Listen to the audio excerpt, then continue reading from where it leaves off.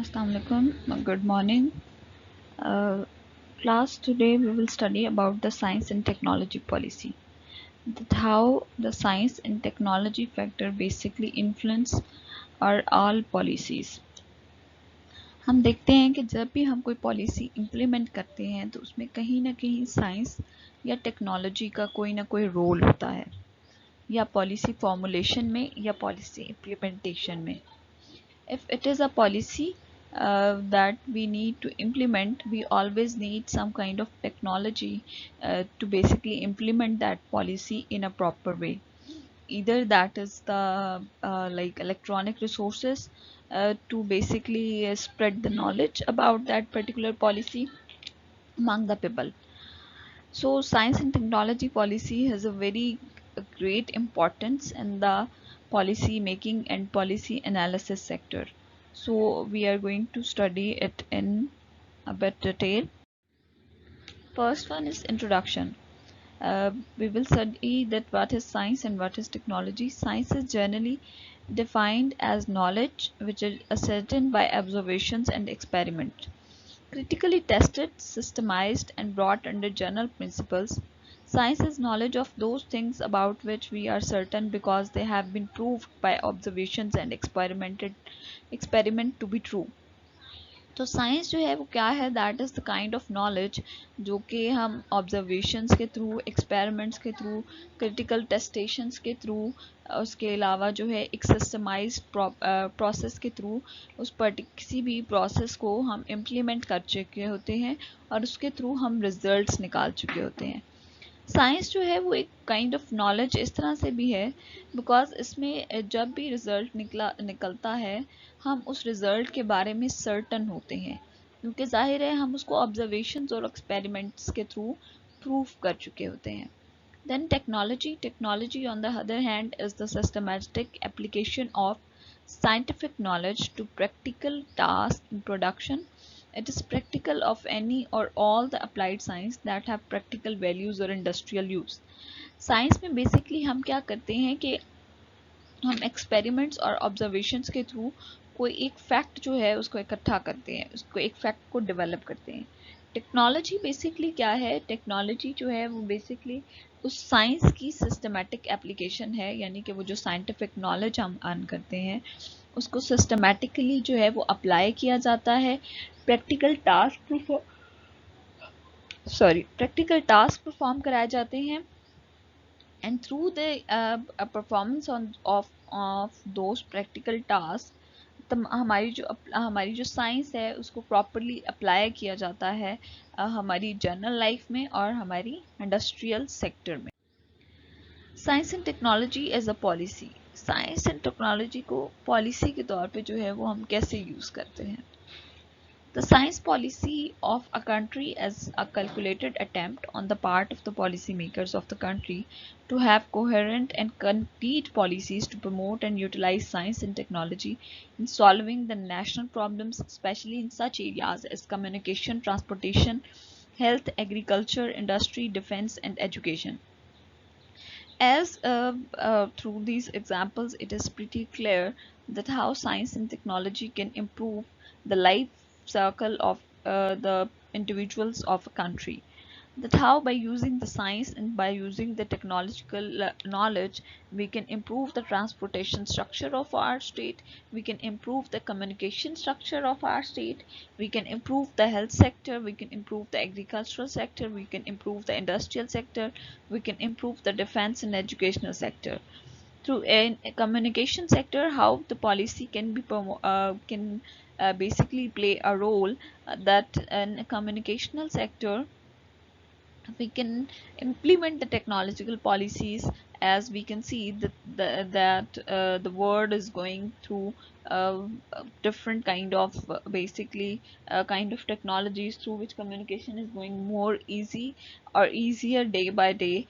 Firstly, we have launched, we have seen the launch of 2G networks, then 3G networks, then 4G networks, and now we can see the basically addition of 5G network in the field of technology. So this communication sector basically works so well for the state. Now as we have seen that in this pandemic situation of the pandemic, how the communication technological communication is basically helping the people to basically let them live their life. They can order their food, they can order their compulsory like things, they can order journal items uh, f- uh, from the different food marts or from the different stores by ordering them online, and they receive the products at their home. uh, Even as we have seen, you people are getting the online lectures, so this is with the help of the technological communication too. Then transportation, how with the increase of the technology, ultimately the transportation sector is increasing, is basically developing day by day. Firstly, we have seen a bicycle, then we have seen the motorbike, then we have seen a car with four wheels, then we have seen the improvements in the cars. Uh, there is AC, the comfortable seats in each and everything. How that basically improve the life cycle of an individual in a society. And then there's the health sector, as we have seen that in past most of the time the disease was not even recognized that what the person is basically going through. Now there are the kind of machines that can easily diagnose that the person what is the disease to the person, and what could be the uh, possible treatment for that particular disease. Then there's agriculture sector, and we have seen the agriculture sector has improved so much in the technological sector. In past we basically use oxes to cultivate our land, and now we have different kind of machinery to make our land more cultivated. And there is the fertilizer products that helps to basically make the production more good. Then there's industrial sector. In past there were traditional ways to make the clothes, there were traditional ways to make the things, and now we have seen great improvement, sorry, a great improvement specifically in the clothing or in the textile industry. Then there's defense. In past people basically used to fight uh, uh, through the swords, by the use of knives and by the use of their physical efforts.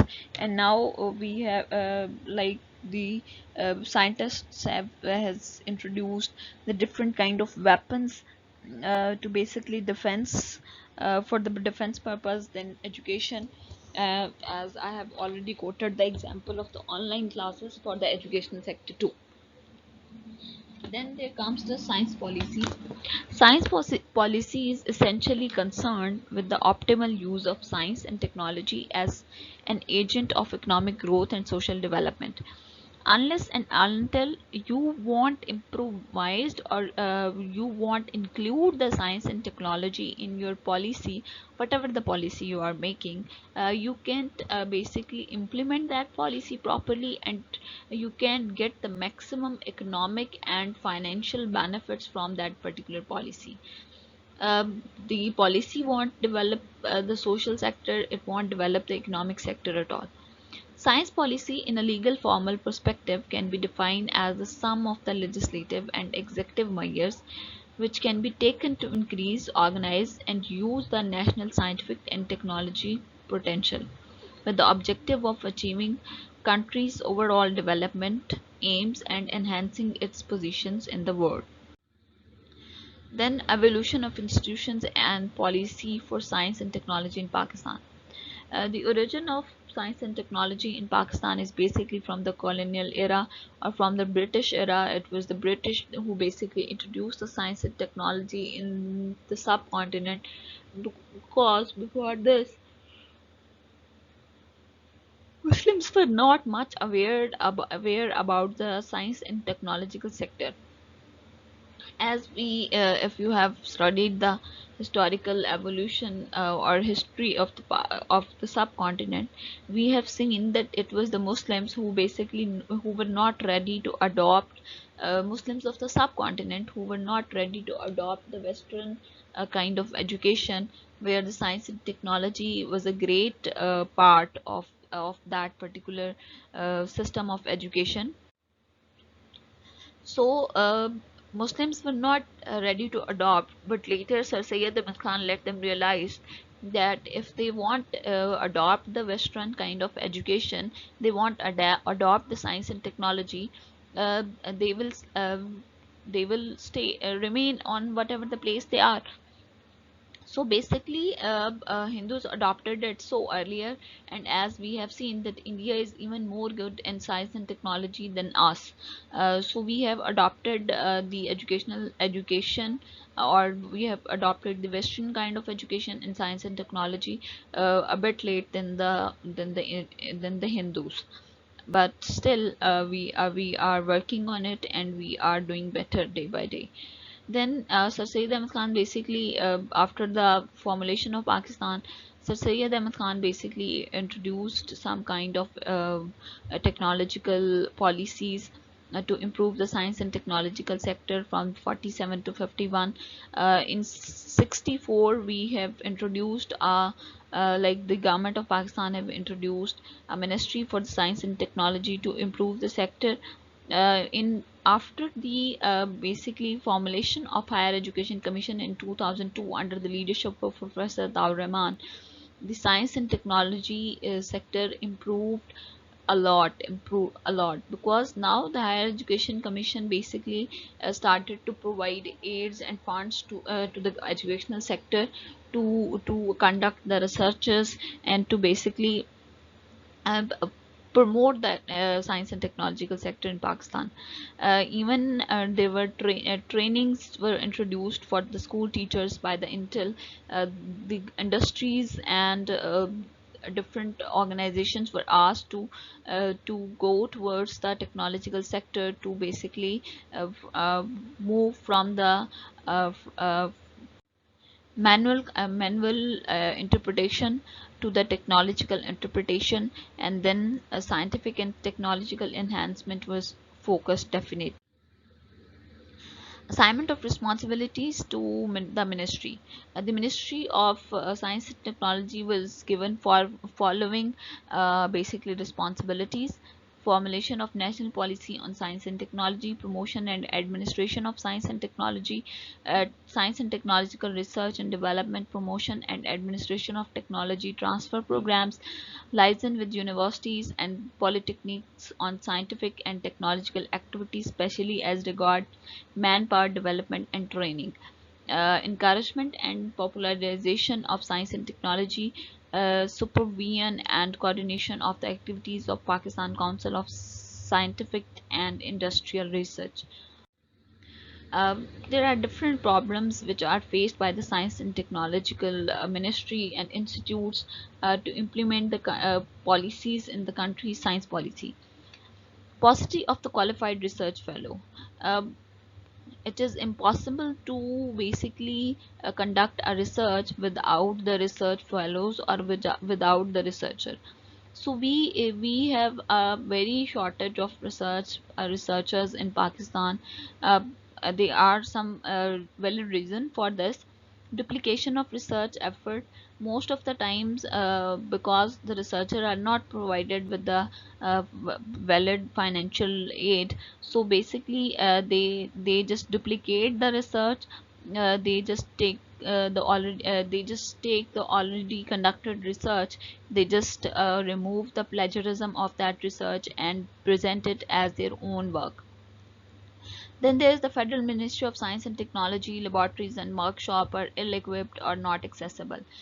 Ministry of Science and Technology have established laboratories and workshops, basically conduct workshops, but ultimately all of these workshops are even not accessible to the most of the people, or the laboratories are not properly equipped, or if they are equipped, they are not even accessible to the general public. Attitude of Pakistani businessman toward the commercialization of the research. It is basically considered to be the responsibility of the businessman to basically provide aid to the research institutes, because their business is basically concerned with the science and technological development. So basically businessmen should promote and should fund the research in the different institutions of the Pakistan, to let their own business promote, but the this attitude is not promoted in the Pakistan. Then local industries are not even not promoted by the state very much ultimately. So because of this, most of the times local industries doesn't work so well. Inadequate financial support. If any researcher wanted to conduct a research, it needs the huge finances, and as we know, Pakistan is an underdeveloped country, and the person who wanted to conduct research will not have enough financial resources. So basically, because of the inadequate financial research, most of the time scientific or technological research is not even conducted. There are some steps that needs to be taken to improve the science and technological sector in Pakistan. The first one is practically all research and development is expected to be funded by the government.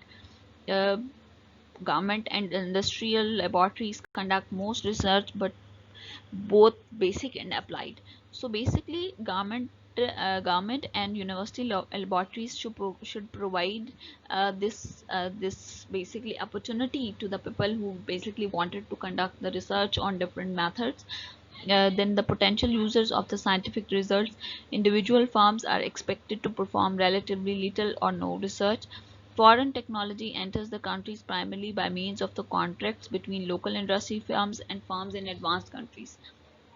So what basically happened, if most of the times industries wanted to promote themselves in the field of science and technology, they don't take services from the local researchers. Instead, they take services from the researchers or from the people who are expert in science and technology from the foreign countries. So there must be some kind of restrictions on it, or basically, if even if they need it so compulsory, so there must be a thing that there must be an assistant from the Pakistan, so even the person can learn all of those technicalities, or all of those skills properly. Countries are expected to do science one, and all other things shall be added. The model ignores creative design and incremental technical innovation within the firms. The genesis for innovation is taken to be revolutionary innovations. So as we have already discussed, that there must be the innovation in different sectors.